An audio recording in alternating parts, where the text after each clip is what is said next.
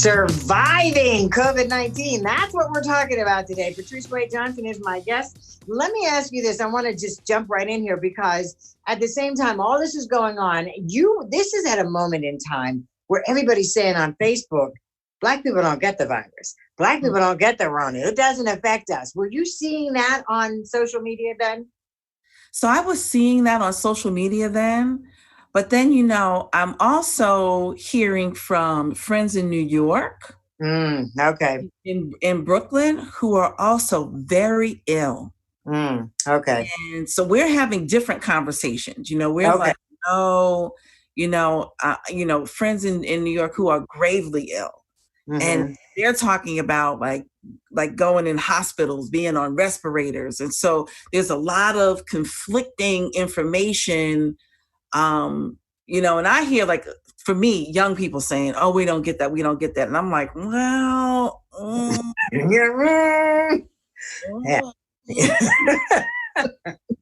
my chest is saying something different. Yeah. Like I'm really sick, guys. You know what I mean? And I'm not, one of the running jokes with my doctor, like I said, that I've had for almost 20 years. She knows that I will go to great lengths to try to heal myself, and she always says, you have health insurance.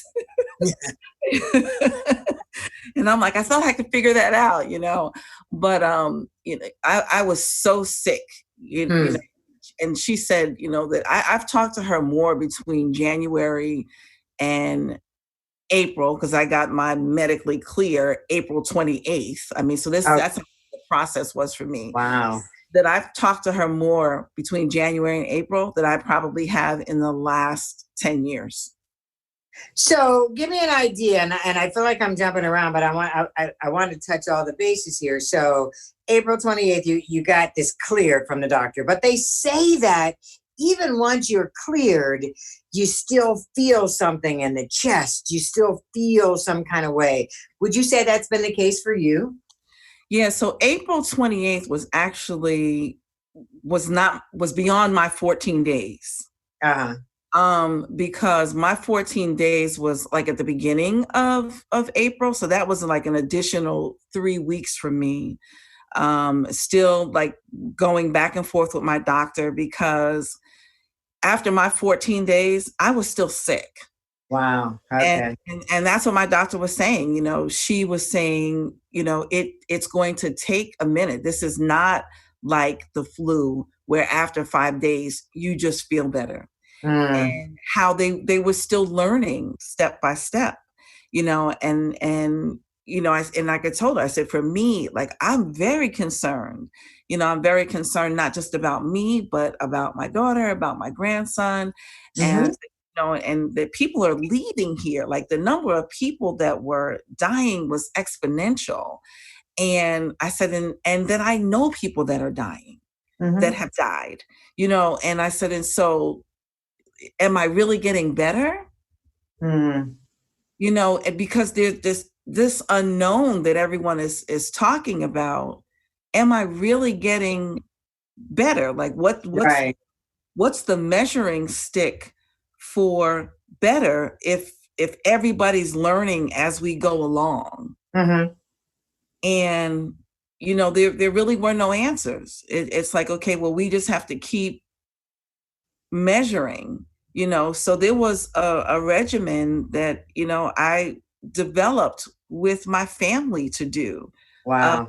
Of things, like the holding my breath and doing it longer and longer, the taking the steps, starting out with walking 100 steps, and the goal, being to get to 10,000 steps, and the tea mixtures that a friend recommended, drinking orange juice, replenishing the vitamin D. I mean, there were those things that I, just as a family that we did, we had to get a handle on it, sleeping with a vaporizer with eucalyptus in it and lavender, those kinds of things, because there weren't the answers of what do we do.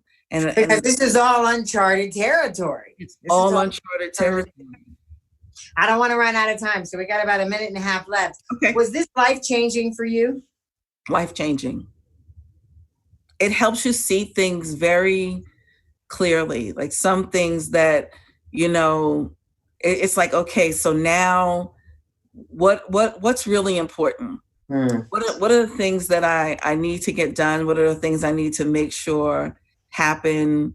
The giggles and the smiles of my grandchildren are paramount. Those projects that that I have, like get that book done, Mm-hmm.